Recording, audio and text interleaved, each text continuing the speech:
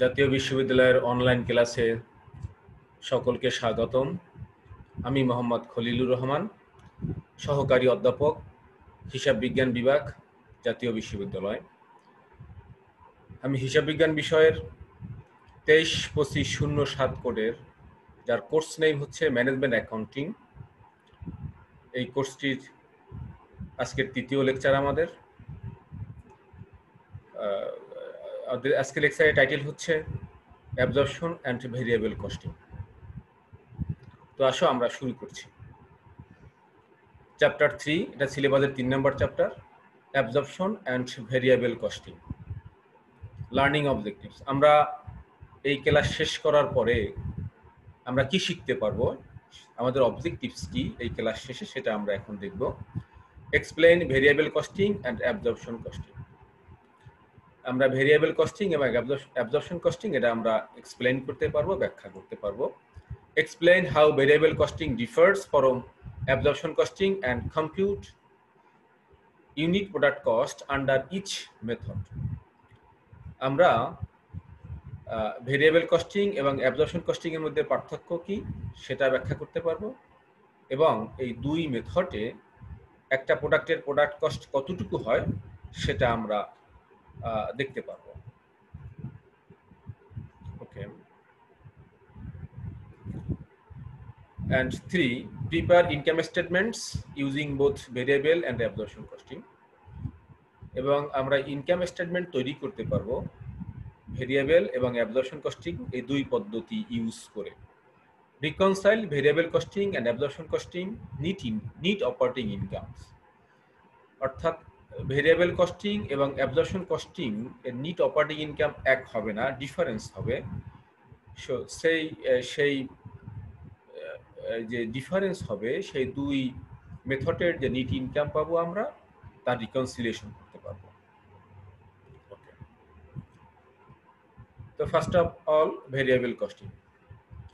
Variable costing only those manufacturing costs that vary with output are treated as product cost. Variable costing only those manufacturing cost.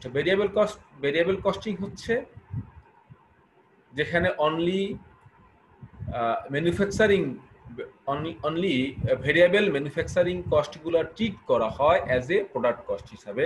Only those manufacturing cost that vary with output are treated as product cost. অর্থাৎ যে উৎপাদন খরচটা উৎপাদনের পরিমাণের সাথে very করবে তাকেই শুধু প্রোডাক্ট কস্ট হিসাবে আমরা কাউন্ট করব, সেই পদ্ধতিটাই হচ্ছে variable costing.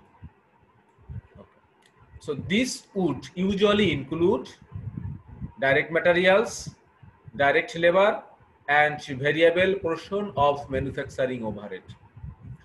This would usually include direct materials, direct labor, and variable portion of manufacturing overhead. অর্থাৎ এই পদ্ধতিতে আমরা ডাইরেক্ট ম্যাটেরিয়ালস, ডাইরেক্ট লেবার এবং variable portion of manufacturing overhead, অর্থাৎ ম্যানুফ্যাকচারিং ওভারহেডের যে ভেরিয়েবল পোরশনটা থাকে, শুধুমাত্র পরিবর্তনশীল খরচের যে অংশটা থাকে, সেটা আমরা ইনক্লুড করব as a calculate product cost.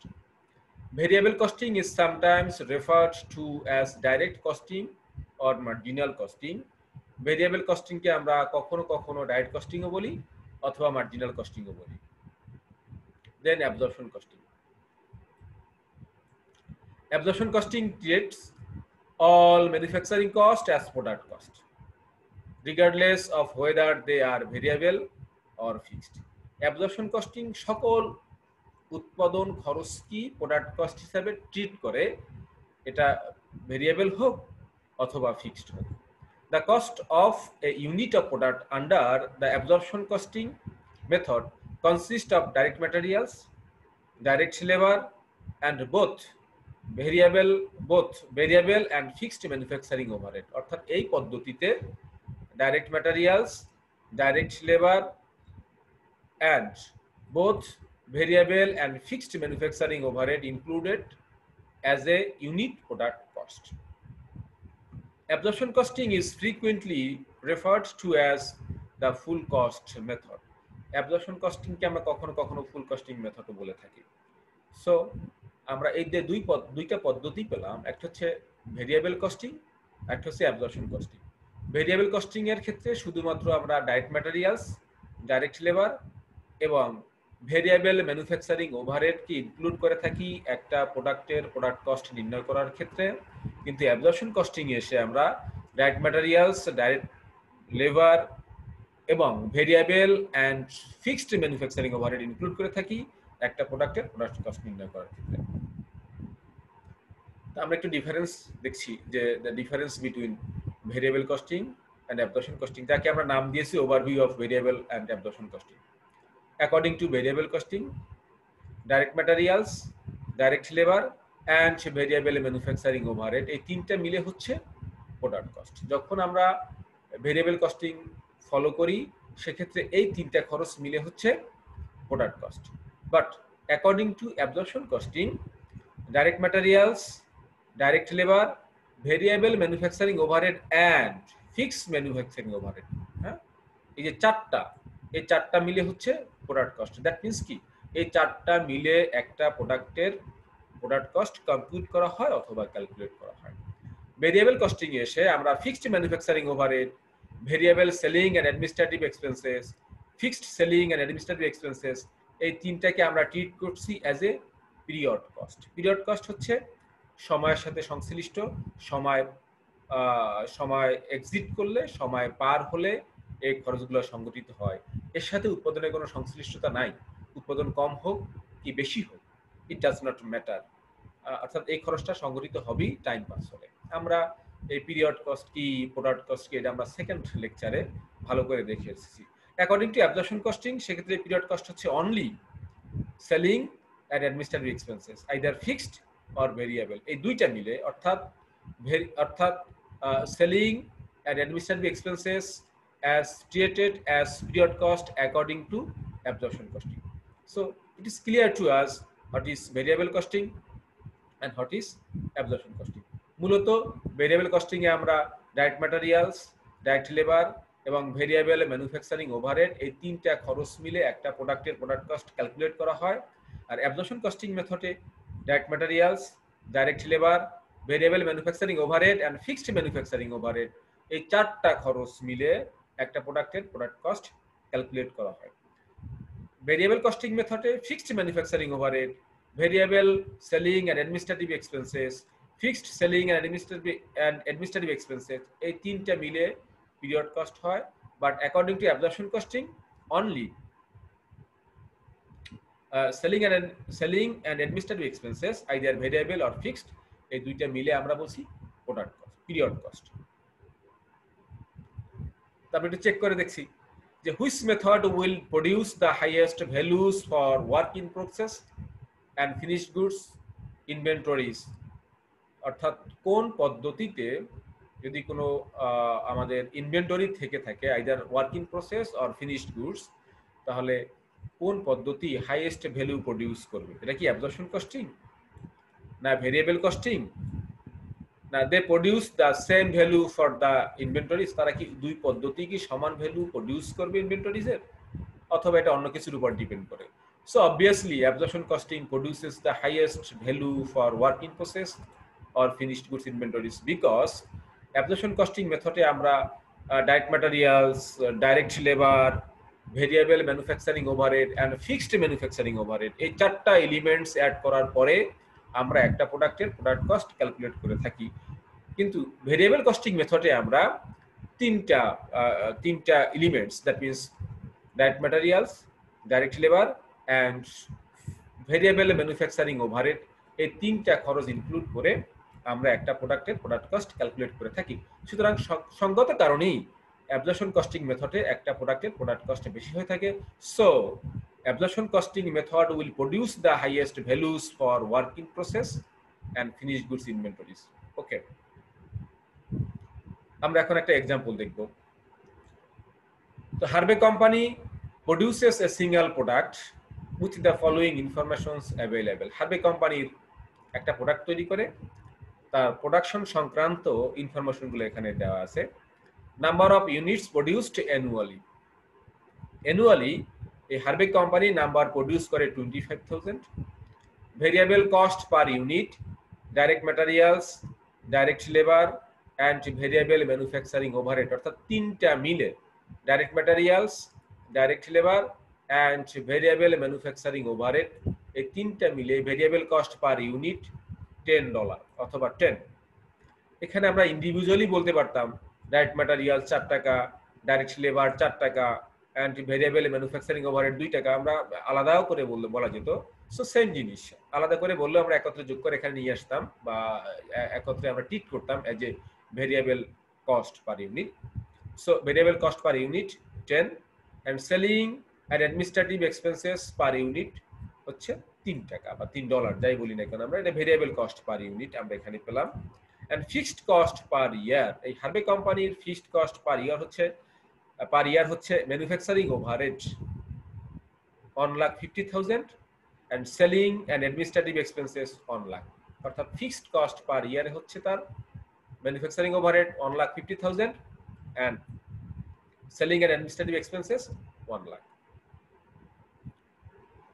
So according to the information we are going to compute the product cost as follows. Okay, so according to absorption costing, product cost per unit, direct materials, direct labor and variable manufacturing overhead 10, আমরা previously দেখে আসছি যে 10 টাকা, and fixed manufacturing overhead আমরা শুরুতেই বলে আসছি যে according to absorption costing say variable cost plus fixed manufacturing cost, variable and fixed both type of manufacturing cost included to determine the cost per unit according to absorption costing. So variable cost per unit 10 and fixed cost বা fixed manufacturing overhead 1,50,000 divided by 25,000, 25 কেন, অর্থাৎ এক বছরে সে produce করছে 25,000, সুতরাং per unit হচ্ছে 6।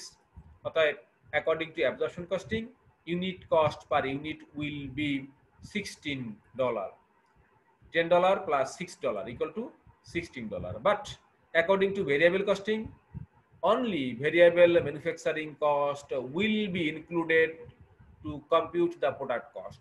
So direct materials, direct labor and variable manufacturing overhead per unit 10. So according to variable costing, unit product cost is only $10. Am I clear? এখানে একটু details বলা আছে যে why, কেন $10, কেন $16। Under absorption costing, all production costs, variable and fixed, are included when determining unit product cost. আমরা এই কথাগুলো শুরু থেকে বলে আসতেছি একই কথা। Under variable costing, only the variable production costs are included in product cost. According to variable costing, শুধুমাত্র variable production cost are included in product cost. Income statement of absorption costing and variable costing, আমরা দুই পদ্ধতিতে income statement দেখব। এটা দেখার আগে আরো কিছু ইনফরমেশন অ্যাড করতে হবে Harvey company. So let's assume the following additional information for Harvey company. কি কি তথ্য দেয়া আছে?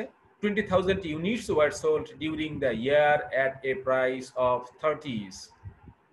এই বছরে সে বিক্রি করছে 20,000 ইউনিটস, প্রডিউস করছিল 25,000 বাট বিক্রি করছে 20,000। There is no beginning inventory, এদের কোনো বিগিনিং ইনভেন্টরি নাই। বিগিনিং ইনভেন্টরি নাই, that's fine, but closing inventory কিন্তু আছে। কিভাবে আছে? দে produces 25,000 but sells only 20,000, so 5,000 is ending inventory at the end of this period. এখানে এই তথ্যগুলো এডিশনাল, আমাদের আরো কিছু ইনফরমেশন কিন্তু শুরুতে দেওয়া ছিল হারবে কোম্পানির। সেখানে আমরা দেখেছিলাম কি variable manufacturing cost, that means direct materials, direct labor and variable manufacturing overhead 10 টাকা ছিল বা $10 ছিল আমাদের। and fixed cost per dollar, fixed cost per unit, fixed manufacturing cost per unit 6 and they produces 25,000. Okay, and the variable selling and administrative expenses per unit 3 and annual fixed manufacturing cost 1,50,000 and annual fixed selling and administrative expenses 1 lakh। এটা আমাদের previous দেয়া ছিল। এগুলো আগের information plus হচ্ছে এই information, এই দুই ইনফরমেশন মিলে আমরা এখন ইনকাম স্টেটমেন্ট তৈরি করব according to absorption costing and variable costing. Okay, let's see. Variable costing income statement, এটাকে আমরা কন্ট্রিবিউশন ফরম্যাটও বলতে পারি। এন্ড কন্ট্রিবিউশন কি সেটা আমরা পরবর্তী লেকচারে, দ্যাট মিনস লেকচার 4 এ আমরা ভালো করে জানবো যে কন্ট্রিবিউশন মার্জিন কি। এটা একটা আমাদের চ্যাপ্টারই রয়েছে, যাকে আমরা সিভিপি বলে থাকি, সেটা আমরা পরে দেখবো। এখন শুধু একটু অঙ্কটা দেখছি আমরা কি আছে এখানে। ওকে, তো sales 20,000 units into 30 per unit, so sales 6 lakh. Variable less variable expenses, আমরা সেলস থেকে মাইনাস করব ভেরিয়েবল এক্সপেন্সেস গুলো। Variable cost of goods sold, variable cost of goods sold, যে গুডস আমরা সোল্ড করেছি 20,000 তার ভেরিয়েবল কস্ট কত। So according to variable costing, variable manufacturing cost only 10, so 20,000 into 10, that means 2 lakh.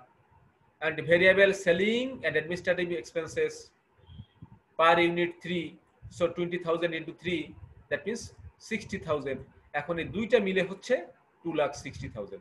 এই sales minus total variable expenses 2,60,000। Sales থেকে যদি আমরা variable expenses minus করি তাহলে পাবো contribution margin, that means 3,40,000. So sales minus variable expenses equal to contribution margin 3,40,000. আমরা contribution margin যেটা পেলাম সেখান থেকে লেস দেব ফিক্সড এক্সপেন্সেস। এখন এই যে প্রবলেম দেয়া ছিল, ইনফরমেশন গুলো দেয়া ছিল, সেখানে ফিক্সড এক্সপেন্সেস কি ছিল? Fixed manufacturing overhead 1,50,000 and fixed selling and administrative expenses 1 lakh. এই দুইটা মিলে হচ্ছে 2,50,000। এখন contribution margin 3,40,000 minus fixed expenses 2,50,000, so net operating income 90,000. According to variable costing, net operating income is 90,000. So easy, sales minus variable expenses, contribution margin minus fixed expenses equal to net operating income. Okay, this is the net operating income according to variable costing. Let's see, according to absorption costing, net operating income অথবা absorption costing income statement. So first sales আমাদের as usual 20,000 into 30, that means 6 lakh, less cost of goods sold, যেটা আমরা chapter 2 এ দেখেছিলাম income statement, যে sales minus cost of goods sold equal to gross margin.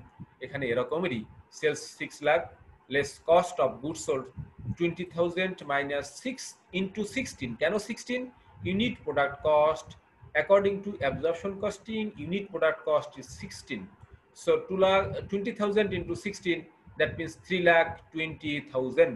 এখন sales minus cost of goods sold 6 lakh minus 3,20,000, so gross margin 2,80,000. sales minus cost of goods sold equal to gross margin. এখন gross margin আমাদের যেটা পেয়েছি সেখান থেকে less দিব, minus করব selling and administrative expenses, either fixed or variable. So variable 20,000 into 3 equal to 60,000 and fixed 1 lakh. So total selling and administrative expenses is 1,60,000. Gross margin 2,80,000 minus selling and administrative expenses 1,60,000. So net operating income 1,20,000. According to absorption costing, net operating income is 1,20,000.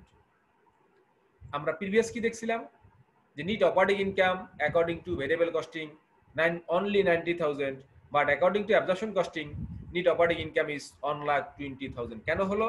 Because fixed manufacturing overhead deferred in inventory 5,000, that means unsold stock যেটা রয়েছিল, ending inventory যেটা রয়েছিল 5,000 into 6 equal to 30,000, so 90,000 and 1,20,000 difference is 30,000. Closing স্টকের মূল্য যদি বেশি হয়, closing স্টকের ভ্যালুয়েশন যদি বেশি হয়, সুতরাং প্রফিটটা বেশি হয়, যেটা আমরা আগে থেকেই জানি, আমরা অ্যাকাউন্টিং এর শুরু থেকে জেনে আসছি। যদি আমাদের ক্লোজিং স্টকের ভ্যালু বেশি হয় তাহলে প্রফিটটা বেশি হয়ে থাকে। According to absorption costing closing স্টকের মূল্য বেশি আছে পার ইউনিটে 6 টাকা, সো 5,000 আমাদের বেশি আছে 30,000। এখন আমাদের প্রফিটের ডিফারেন্সও তাই হয়েছে। According to variable costing net operating income 90,000, but according to absorption costing net operating income is 1,20,000 due to difference of closing stock between these two methods. Okay, এখন reconciliation of variable and absorption costing net operating income আমরা reconciliation করে দেখছি যে how can we reconcile the difference between the net operating income of variable costing and the net operating income of absorption costing. We can reconcile the differences between absorption and variable costing as follows. So variable costing net operating income 90,000 এটা আমরা পেয়েছি। At fixed manufacturing overhead cost deferred in inventory 5,000 unit closing inventory plus into 6 per unit, so 30,000. 9,000 plus 30,000 equal to 1,20,000, and this is the absorption costing net operating income. যদি আমরা এখানে variable costing net operating income দেই তাহলে নিচে বেরিয়ে আসবে absorption costing net operating income. যদি আমরা শুরু করি absorption costing net operating income তাহলে এখানে বের হয়ে আসতো variable costing net operating income. আমরা যে কোনো একটা দিয়ে শুরু করতে পারি। যদি এখানে আমরা absorption costing net operating income দিয়ে শুরু করতাম তাহলে লেস করতাম less fixed manufacturing overhead cost deferred in inventory, তাহলে আমাদের মাইনাস করতাম। এখন আমরা করেছি অ্যাড, অর্থাৎ এখানে দেয়া আছে ভেরিয়েবল কস্টিং এর আলোকে নিট অপারেটিং ইনকাম কত, তাহলে আমরা বের করতে যাচ্ছি যে অ্যাবজর্পশন কস্টিং এর মেথডে নিট অপারেটিং ইনকাম কত। So this is the way reconciliation of variable and absorption costing net operating income. এটা আমাদের কিভাবে আসলো সেটা এখানে নিচে আমরা একটু দেখিয়ে দিয়েছি যে পার ইউনিট $6 কিভাবে হলো। টোটাল ফিক্সড ম্যানুফ্যাকচারিং ওভারহেড ছিল 1,50,000 and unit produced during this period 25,000. So fixed manufacturing cost per unit is 6. Okay. এখন একটা আমরা কম্পারিজন করব, extended comparisons of income data হারবে কোম্পানি ইয়ার 2। আমাদের ফার্স্ট ইয়ার গেল, আমরা এখন সেকেন্ড ইয়ার এসে দেখছি যে কি সিচুয়েশন এসে দাঁড়াচ্ছে। So number of unit produced 25,000, second ইয়ারে এসেও প্রোডিউস করছে 25,000। Number of unit sold 30,000। In second year হারবে company produces 25,000 but sold 30,000 and units in beginning inventory 5,000, যেটা আমাদের লাস্ট ইয়ারে ফার্স্ট ইয়ারে যাকে বলবো আমরা লাস্ট ইয়ার ফার্স্ট ইয়ারে যেটা আমাদের ক্লোজিং ইনভেন্টরি ছিল 5,000 ইউনিটস, সেটা আমরা দেখছি। যেটা গত বছরের ক্লোজিং ইনভেন্টরি সেটা এই বছরের opening inventory 5,000 units. and unit sales price as usual 30. variable cost per unit like same last year, direct materials, direct labor and variable manufacturing overhead 10 per unit, selling and administrative expenses 3 per unit, and fixed cost per year manufacturing overhead 1,50,000 and selling and administrative expenses also like 1 lakh, same the previous year. তো এখানে ডিফারেন্সটা কি হলো? ডিফারেন্সটা হচ্ছে আমরা produce করেছি 25,000 but আমরা সেলস করছি 30,000। তাহলে 5,000 কোথায় পেলাম? এটা গত বছরের যে আমাদের ক্লোজিং ইনভেন্টরি ছিল 5,000 সেটা আমরা এবছর বিক্রি করে দিচ্ছি। 5,000 মিলে আমাদের বিক্রি হচ্ছে 30,000 units. and the information is same like previous year. Okay, so unit cost computation, আমরা এখন ইউনিট কস্ট খুঁজে বের করছি। ইউনিট কস্ট কিভাবে হচ্ছে? according to absorption costing unit cost same 16 and according to variable costing unit cost same 10. এখন কেন same? since the variable cost per unit, total fixed cost and the number of unit produced remained unchanged. এখানে variable cost per unit যা ছিল তাই আছে, total fixed cost যা ছিল তাই আছে এখানে, and number of unit produced remained unchanged, এবং যতগুলো আমরা ইউনিট প্রডিউস করছি সেটাও আনচেঞ্জড। কারণ গত বছর আমাদের প্রডিউস ছিল 25,000 ইউনিটস, এবছর আমরা প্রডিউস করছি 25,000 units. So unit cost computations also remain unchanged, যার জন্য আমাদের ইউনিট কস্টও দুই ক্ষেত্রেই সমান রয়ে গেছে, একই রয়ে গেছে, আনচেঞ্জড রয়ে গেছে। যদি আমাদের এখানে প্রোডাকশনের পরিমাণ চেঞ্জ হতো তাহলে আমাদের অ্যাবজর্পশন কস্টিং এর আলোকে আমাদের পার ইউনিট প্রোডাক্ট কস্ট কমে যেত বা বেড়ে যেত চেঞ্জ হলে। যদি ফিক্সড কস্ট পরিবর্তন হতো তাহলেও এখানে চেঞ্জ হতো, যদি ভেরিয়েবল কস্ট পরিবর্তন হতো তাহলে এখানেও চেঞ্জ হতো এবং এখানেও চেঞ্জ হতো। যেহেতু আমাদের আগের বছরের ইনফরমেশনে কোনো পরিবর্তন হয় না, variable cost same, fixed cost same, number of units produce same, so production cost also same according to absorption costing and according to variable costing. Okay, then variable costing income statement, যাকে আমরা contribution format বলে থাকি, যেটা আমরা previous first ইয়ারে দেখে আসছি, like same আমরা এখানেও দেখবো, একটু দেখি। সেলস 30,000 ইউনিটস ইন্টু 30 অর্থাৎ 9 lakh, less variable expenses, variable cost of goods sold 30,000 into 10 according to variable manufacturing, according to variable costing, only variable manufacturing costs are included as a product cost. So 10, that means 30,000 into 10 equal to 3 lakh, and variable selling and administrative expenses 30,000 into 3, that means 90. So total variable cost or variable expenses 3,90,000. এখন sales minus total variable expenses 9 lakh minus 3,90,000. So contribution margin 5,10,000. 9 lakh minus 3,90,000 equal to contribution margin 5,10,000. Less fixed expenses, fixed manufacturing overhead 1,50,000 and fixed selling and administrative expenses 1 lakh, so 2,50,000.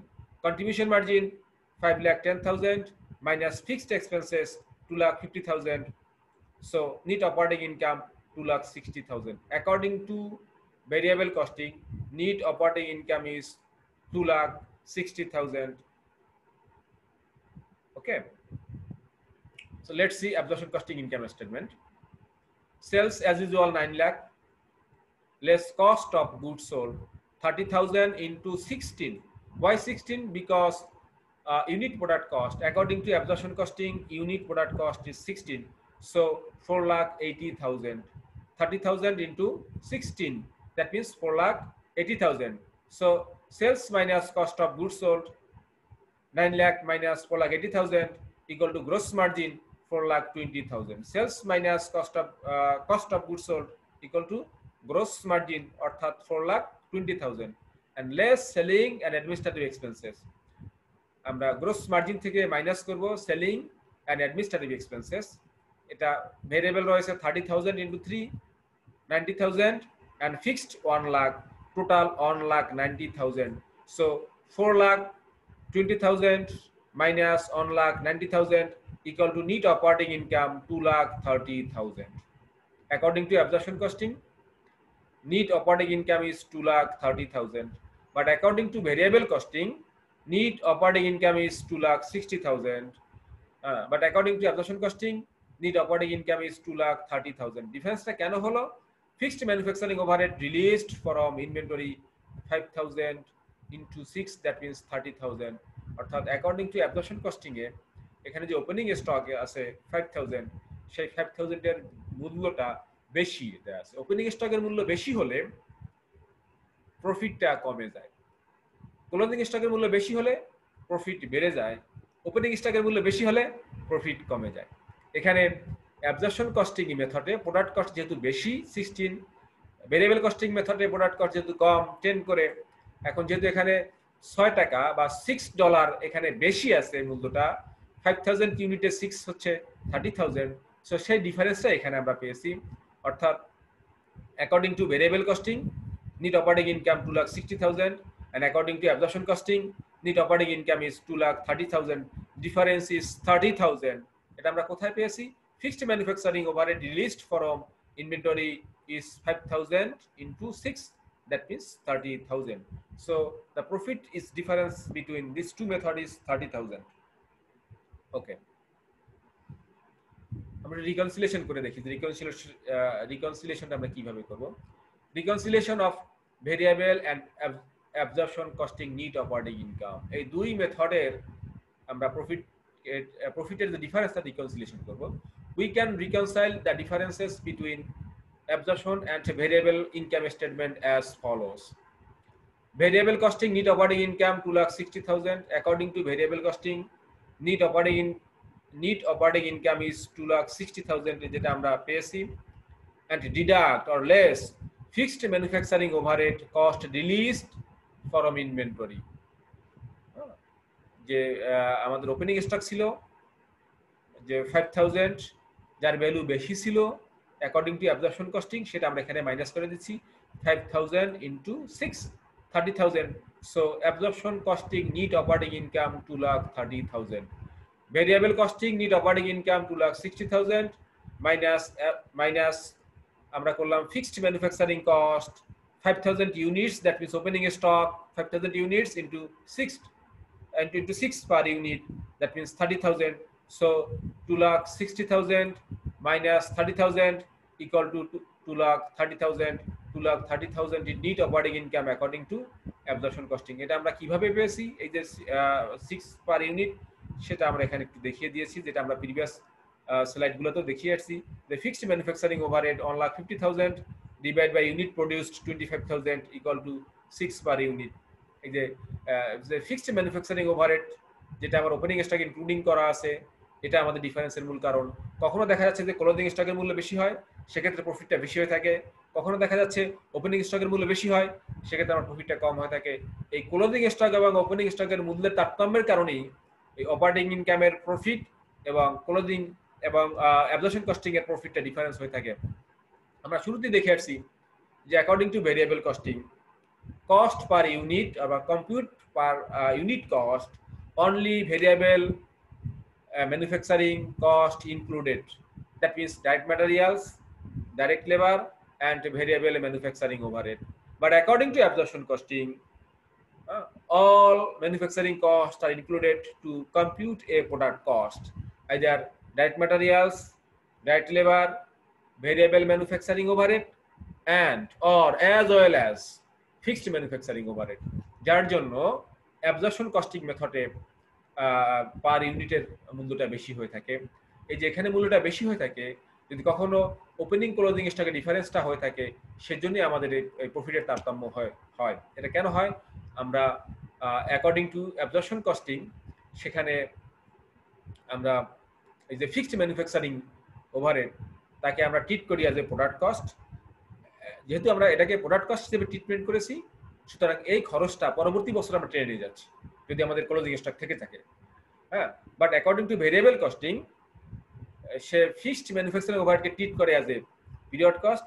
যেহেতু period cost treat করে, সুতরাং সে কোনো খরচকে বহন করে পরবর্তী বছর নিয়ে যায় না ক্লোজিং স্টকে, যার জন্য প্রফিটেও তার কম বেশি তারতম্য হয় না। ওকে, এখন আমরা একটু দেখছি যে সামারি অফ কি ইনসাইট। হ্যাঁ, আমরা একটু সামারি দেখছি যে এই যে ডিফারেন্সগুলো হচ্ছে, এটা কেন হওয়ার কারণটা কি। তো দেখেন, relation between production and sales. এই প্রোডাকশন অ্যান্ড সেলসের মধ্যে যদি কোনো রিলেশন থাকে, সেটা কিরকম রিলেশন হয় সেটা আমরা দেখব। ইফেক্ট অন ইনভেন্টরি, রিলেশনের উপর ডিপেন্ড করে ইনভেন্টরির ইফেক্টটা কি হয়। And relation between variable and absorption income, এই যে ইনভেন্টরি কম বেশি হয়, এর ফলেই মূলত আমার ভেরিয়েবল কস্টিং এবং অ্যাবজর্পশন কস্টিং এর প্রফিটের কম বেশি হয়ে থাকে। সো দেখছি relation between production and sales, unit produced equal to unit sold. যদি আমরা যতগুলো প্রডিউস করি ততগুলোই সেল করি, দ্যাট মিনস যদি আমাদের কোনো ক্লোজিং ইনভেন্টরি না থাকে, তাহলে নো চেঞ্জ ইন ইনভেন্টরি, আমাদের ওপেনিং ক্লোজিং কোনো কিছুই নাই, যা আমরা প্রডিউস করেছি তাই সেল করেছি। সুতরাং এক্ষেত্রে ইনভেন্টরি আমার ইনক্রিজও হলো না, ডিক্রিজও হলো না, নো চেঞ্জ ইন ইনভেন্টরি। সুতরাং এক্ষেত্রে absorption costing income equal to variable costing income. অর্থাৎ যদি আমাদের কোনো ওপেনিং ক্লোজিং স্টক না থাকে, যা প্রডিউস করি তাই সেল করি, সেখানে product cost per unit according to absorption costing বেশি হোক কি কম হোক, and product cost per unit according to variable costing সেটা বেশি হোক কি কম হোক, ইট ডাজ নট ম্যাটার। অর্থাৎ এখানে পিরিয়ড কস্ট প্রোডাক্ট কস্ট এখন ডিফারেন্সিয়েশন এসব থাকে না ফাইনালি। সুতরাং এখানে যা প্রফিট অ্যাবজর্পশন কস্টিং এ যা হবে, ভেরিয়েবল কস্টিং এ তাই হবে। Unit produced is greater than the unit sold, অর্থাৎ প্রডিউস যা করেছি তার চেয়ে বিক্রি যদি কম হয়, প্রডিউসের পরিমাণটা যদি বেশি হয়, বিক্রয়ের পরিমাণটা যদি কম হয়, যেটা আমরা এই হার্ভে কোম্পানির ফার্স্ট ইয়ারে আমরা দেখেছিলাম, সেক্ষেত্রে ইনভেন্টরি ইনক্রিজড। এক্ষেত্রে ক্লোজিং স্টক ইনভেন্টরি ক্লোজিং স্টকটা ইনক্রিজ হয়, ইনভেন্টরি ইনক্রিজ। যেহেতু ক্লোজিং স্টক এর ভ্যালু বেশি হলে প্রফিট বেশি হবে, তো অ্যাবজর্পশন কস্টিং মেথডে ক্লোজিং স্টকের মূল্য বেশি হয়, অ্যাবজর্পশন কস্টিং মেথডে প্রফিটের পরিমাণও বেশি হয়। সুতরাং absorption costing income is greater than the variable costing. এক্ষেত্রে অ্যাবজর্পশন কস্টিং মেথডের প্রফিটটা বেশি হবে, ভেরিয়েবল কস্টিং মেথডের চেয়ে। Unit produced is less than the unit sold, যেটা হার্ভে কোম্পানির আমরা সেকেন্ড ইয়ারে দেখেছি, সে প্রডিউস করছিল 30,000 কিন্তু সেলস প্রডিউস করছিল 25,000 কিন্তু সেলস করছে 30,000, অর্থাৎ unit produce is less than the unit sold. আমরা প্রডিউসের চেয়ে বিক্রয়ের পরিমাণটা বেশি হবে, সেক্ষেত্রে ইনভেন্টরি ডিক্রিজ, দ্যাট মিনস কি আমাদের ক্লোজিং স্টকটা কমে যাচ্ছে, ওপেনিং স্টক থাকছে, সেক্ষেত্রে ইনভেন্টরি ডিক্রিজ হচ্ছে। এক্ষেত্রে অ্যাবজর্পশন কস্টিং এর প্রফিটটা will be less than the variable costing, অর্থাৎ variable costing profit will be greater than the absorption costing. এই হচ্ছে আমাদের রিলেশন প্রোডাকশন সেলসের সাথে, এবং প্রোডাকশন সেলসের সাথে রিলেশনটা হয় তার উপরে বেসিস করে আমাদের ইনভেন্টরির উপরে এফেক্ট হয়, তার উপর বেসিস করে আমাদের ভেরিয়েবল কস্টিং এবং production cost and absorption costing এর প্রফিটের তারতম্য হয়। ওকে, এই ছিল আমাদের ওভারঅল আজকের লেকচার। তো যদি আমরা প্রায় শেষের দিকে চলে এসেছি, যদি আমরা এখন দেখতে চাই অ্যাট এ গ্লান্সে, তাহলে আমরা আজকে কি আলোচনা করেছিলাম একটু দেখি। আমরা প্রথমে দেখেছিলাম যে what is variable costing and what is absorption costing. তো ভেরিয়েবল কস্টিং কি ছিল? ভেরিয়েবল কস্টিং ছিল only variable manufacturing cost are included to compute a unit product cost according to variable costing. আমরা একটু যাচ্ছি দেখি।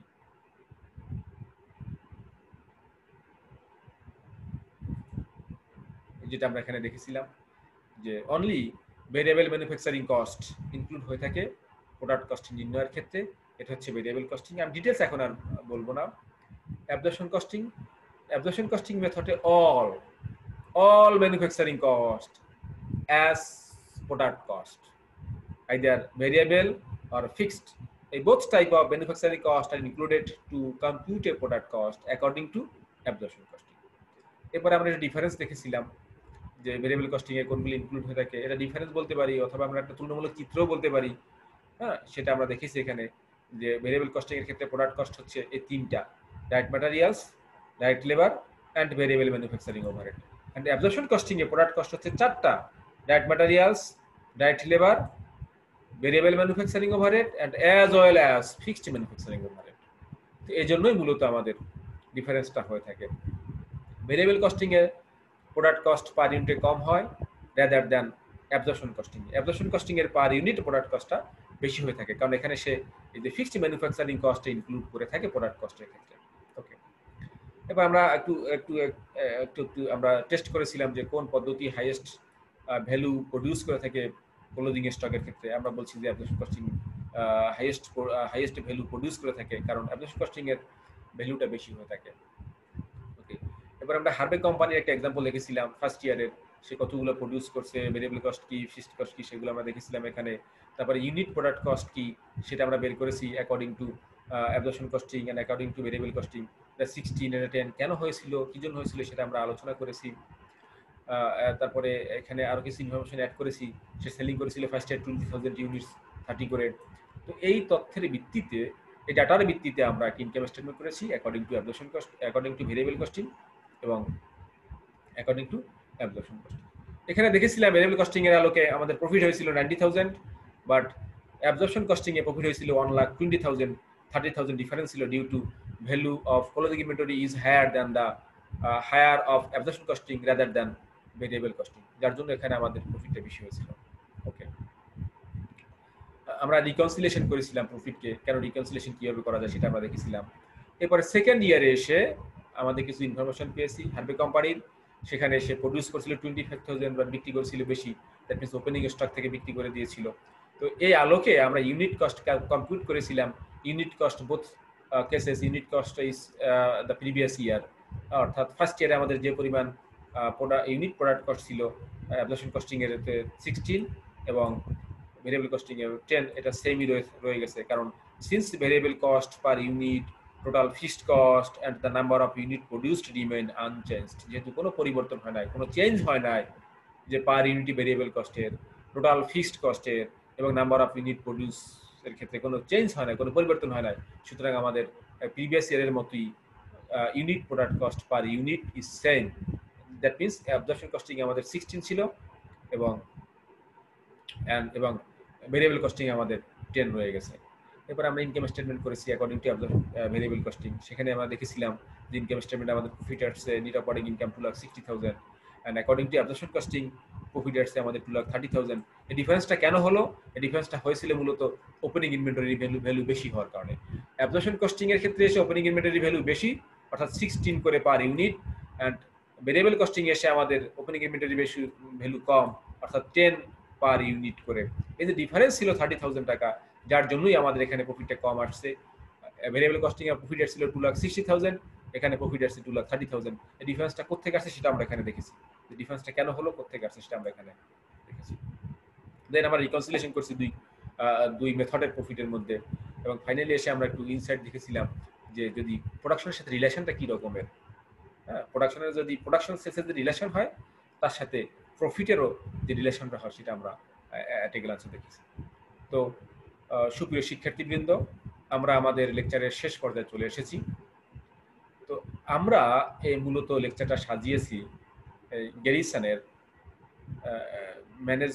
ম্যানেজারিয়াল অ্যাকাউন্টিং, গ্যারিসনের managerial accounting 16 edition. এখানে ডিটেলস দেয়া আছে, তোমরা যদি বইটা পড়ো তাহলে ডিটেলস এখানে পাবে। 16 হোক অথবা যদি তোমাদের আগের এডিশনও হয়, 14 হয়, 14 হলেও চলবে, খুব বেশি ডিফারেন্স সেরকমের না, এটা পাবে। তো আসলে এই যে আমরা ক্লাসটা অনলাইনে নিচ্ছি বা একটা ভিডিও লেকচার তুমি দেখছো, এই ক্লাসটাই কিন্তু তোমার জন্য শেষ না। এই ক্লাস দেখে তোমার একটা আইডিয়া হবে, এবং এই আইডিয়া নিয়ে তুমি যদি বইগুলো দেখো, বাংলাদেশে আমাদের যে রাইটারের বইগুলো আছে সে বইগুলো তুমি দেখতে পারো। সেখানে বেশি করে এক্সাম্পল দেওয়া আছে, বেশি করে উদাহরণ দেওয়া আছে, বেশি বেশি করে প্রবলেম সলভ করে দেওয়া আছে, এবং জাতীয় বিশ্ববিদ্যালয়ের যে প্রিভিয়াস কোশ্চেন আছে সেগুলো সলিউশন করে দেওয়া আছে। আমরা এখানে আইডিয়া পেলাম how to solve the problem, আমরা একটা ওয়ে পেলাম। তো এই ওয়েটা ফলো করে তোমরা যদি বেশি বেশি করে এক্সারসাইজ করো, তাহলে দেখবে যে আসলে এটা আমাদের জন্য খুব বেশি কঠিন হবে না, সহজ হবে, এবং আমাদেরকে নিকটটা বোধগম্য হবে। তো পরিশেষে আমি যে কথাটা বলতে চাই, তোমাদের এই ভিডিও ক্লাসই কিন্তু শেষ না। এটা হচ্ছে তোমাদের ক্লাসরুমের সাথে একটা বাড়তি তোমাদের হেল্প করবে। যদি প্যান্ডামিক সিচুয়েশন পরে তোমাদের যদি কলেজ ওপেন হয়, তোমাদের যদি শিক্ষা প্রতিষ্ঠান ওপেন হয়, অবশ্যই তোমাদের ক্লাসে অ্যাটেন্ড করতে হবে, কারণ ওই ক্লাসে কোনো বিকল্প নাই। এটা হচ্ছে ওই ক্লাসের সাথে তোমাদের একটু ভ্যালু অ্যাড করবে, তোমাদের সহায়তা করবে, তোমাদের একটা কমপ্লিমেন্ট দিবে, বাট এটা কিন্তু বিকল্প না। অবশ্যই তোমাদের ক্লাস অন হলে, কলেজ ওপেন হলে তোমরা অবশ্যই ক্লাসে জয়েন করবে। তো আজকে আমরা এখানেই শেষ করতে চাচ্ছি। সবাই ভালো থাকো, সুস্থ থাকো, আল্লাহ হাফেজ।